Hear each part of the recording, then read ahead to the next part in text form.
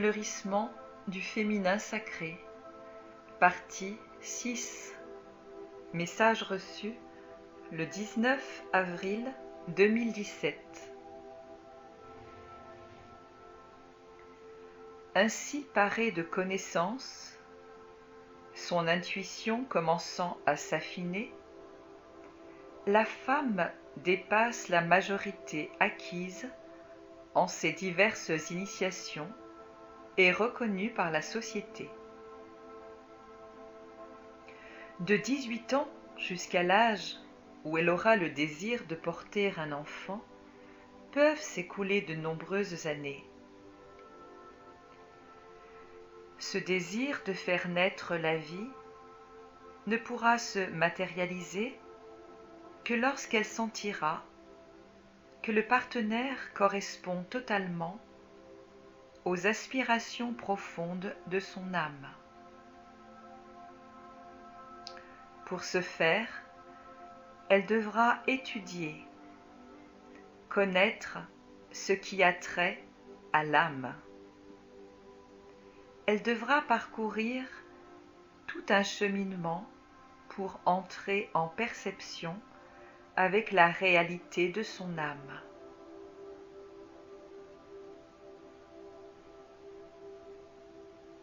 Elle aura appris à écouter sa conscience supérieure. Elle devra suivre la guidance de son âme. Ce temps existe-t-il vraiment dans vos sociétés? Comment se comportent les jeunes femmes de 18 ans? Quels sont leurs points d'intérêt? Souvent influencés par les amis du même âge, influençables par les médias et les publicités, ou tout mouvement en cours, elles s'éloigneront progressivement de leur identité d'âme. Elles voileront leur nature profonde par des masques, par des attitudes superficielles, par des comportements rentrant dans la norme indifférenciée. Ainsi, elles seront coulées dans le moule de l'uniformisation et ne pourront exprimer leur particularité, leur originalité, c'est-à-dire leur don d'origine, et ne découvriront pas leur mission d'incarnation.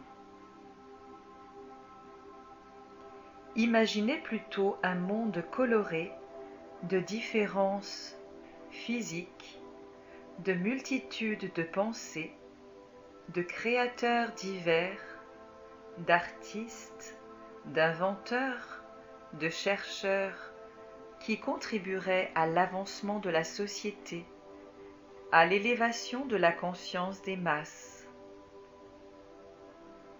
Ces personnes agiraient pour le bien commun, pour le bénéfice de tous, pour l'évolution de la planète. Tous et chacun y trouveraient un avantage, une croissance personnelle, un enrichissement.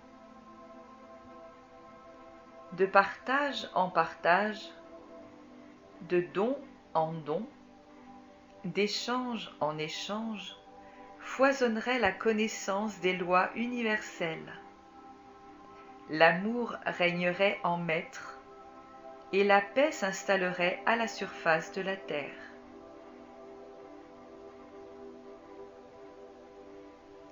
La femme retrouve petit à petit les connaissances acquises ou contenues sur la planète Vénus.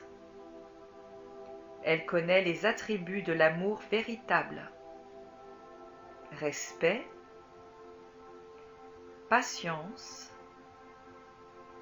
élégance, saveur, douceur. Elle voit en son corps la beauté de la création. Elle connaît parfaitement le mouvement biologique qui l'anime. Elle est en relation avec tout ce qui vit dans l'univers. la nature, les animaux, l'astronomie, l'astrologie. La parfaite maîtrise de son corps et de son esprit lui font entrevoir le rapport essentiel qu'elle développera avec un partenaire. Ses sens seront alors en éveil. Pour trouver le compagnon idéal et le père approprié à son enfant. Démunis de ces antennes, l'homme et la femme sont aveuglés par les apparences ou l'ego et vont se rencontrer et malheureusement parfois s'unir selon des critères erronés et non fondés, créant par la suite d'innombrables blessures, ressentiments, regrets, déchirements, souffrances et séparations. L'homme, face à la déesse, c'est-à-dire à la femme sacrée, qui a révélé sa nature profonde, sera attiré par cette initiatrice de vie. Il se laissera séduire par sa connaissance, par sa vibration, lui-même ayant dû évoluer sur le chemin de la connaissance de lui-même et de l'univers.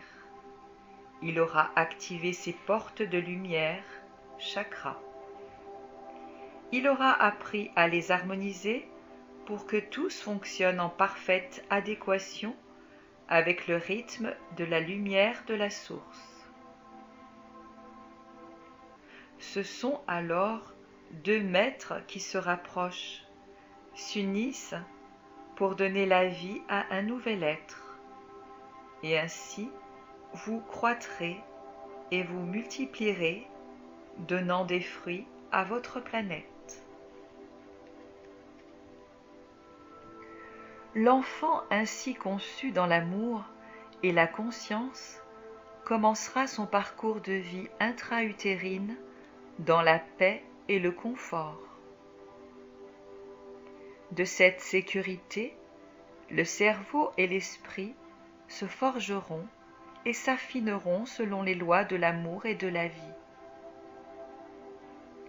Ainsi, le fruit engendré sera viable dans tous les sens du terme, c'est-à-dire qu'il aura toutes les forces de l'âme pour vivre sur terre de manière à être heureux. Aussi, pour le nouveau-né, recommencera et continuera le cycle des naissances, traversant les étapes de la vie de 0 à 6 ans, puis de 6 à 12 ans, de 12 à 18 ans, de la majorité à la grossesse, de la grossesse à l'enfantement, etc.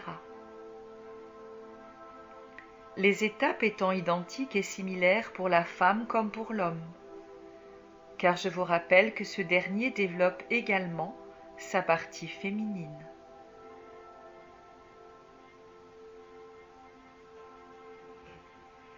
Méditez sur cet enseignement, partagez vos ressentis, exprimez vos désirs profonds, donnez à penser et à réfléchir, et posez des actes conscients. Ainsi, vous contribuez au changement planétaire pour un monde meilleur. Nous vous saluons, vous bénissons et vous honorons.